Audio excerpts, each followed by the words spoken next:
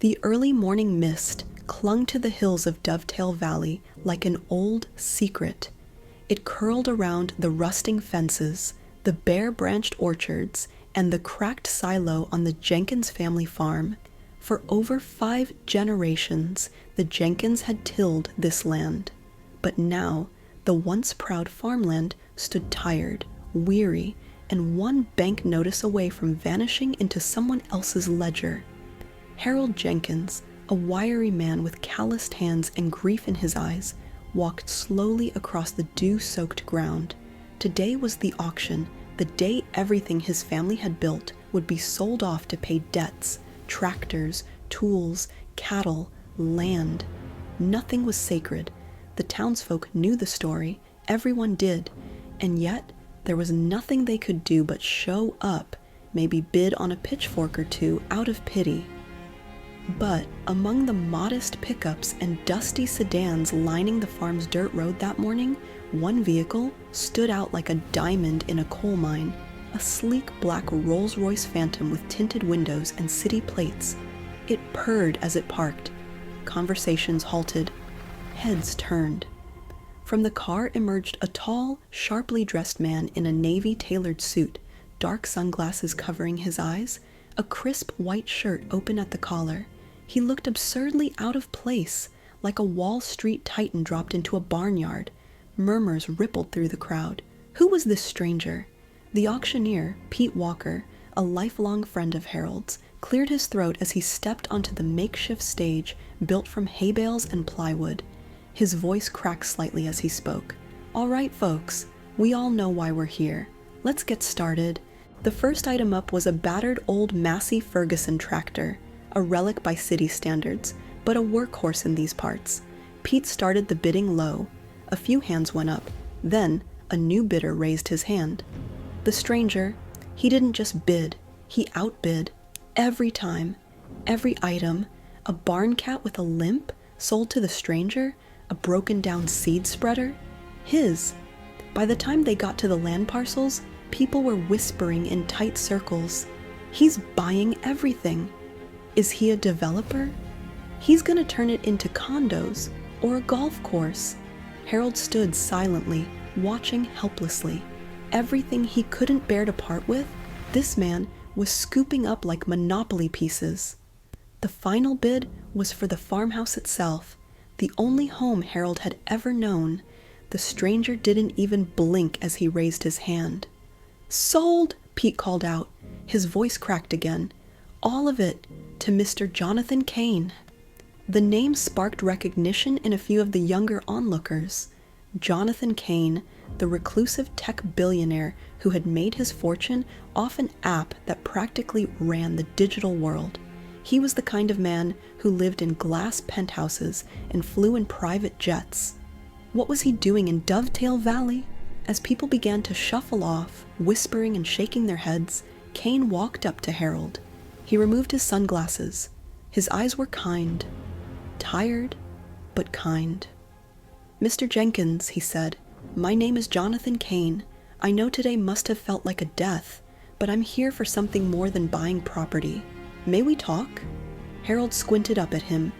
"You just bought my entire life. What's left to talk about?" Kane didn't flinch. "How about what comes next?" They sat in the farmhouse kitchen, the same one Harold's grandfather had built with timber from the North Ridge. Kane didn't touch the coffee offered.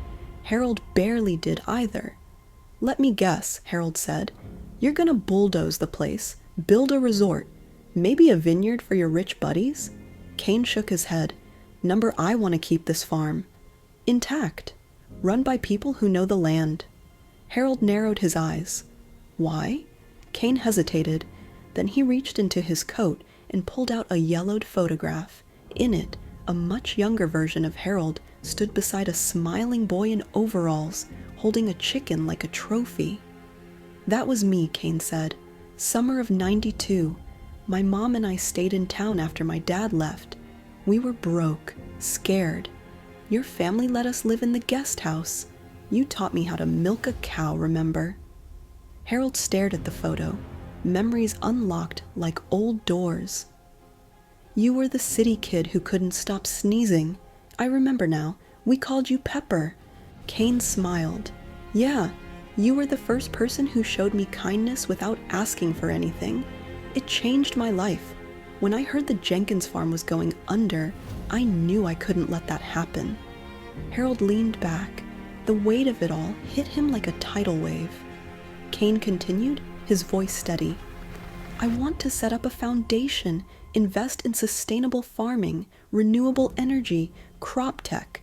This place will be the pilot, and I want you to run it, not as a charity case, as a partner. Harold's hands trembled. Why me? Because you never gave up on me. Now I won't give up on you. News spread like wildfire. Billionaire rescues local farm became a national headline. Journalists flocked. Drones buzzed overhead. But amid the chaos, the real work began. Kane brought in experts, not suits, agronomists, solar engineers, marketing pros. He insisted on local hires, and Harold became the face of a new era for Dovetail Valley. The Jenkins farm transformed into a state-of-the-art agricultural center, blending tradition with innovation. Cattle grazed under solar panels, drones monitored crops. A hydroponics greenhouse grew year-round vegetables. School kids came for tours. Farmers from nearby towns asked to join the co-op. For Harold, it felt like waking up from a nightmare into a dream. One evening, as the sun set behind the hills, Harold stood beside Kane near the old windmill, watching the fields shimmer with life. You know, Harold said, if someone told me a billionaire would show up and save my farm, I'd have laughed them off the porch. Kane chuckled. If someone told me I'd be happy to get dirt under my fingernails again, I wouldn't have believed them either. Harold extended his hand. Kane shook it firmly. Thanks for coming back, Harold said. Kane looked out over the land. Thanks for giving me a reason to. And so, in a forgotten corner of America, where fortunes were once measured in acres and honesty, a new legacy was born. Not just of wealth, but of redemption, gratitude, and the quiet power of never forgetting those who helped you grow.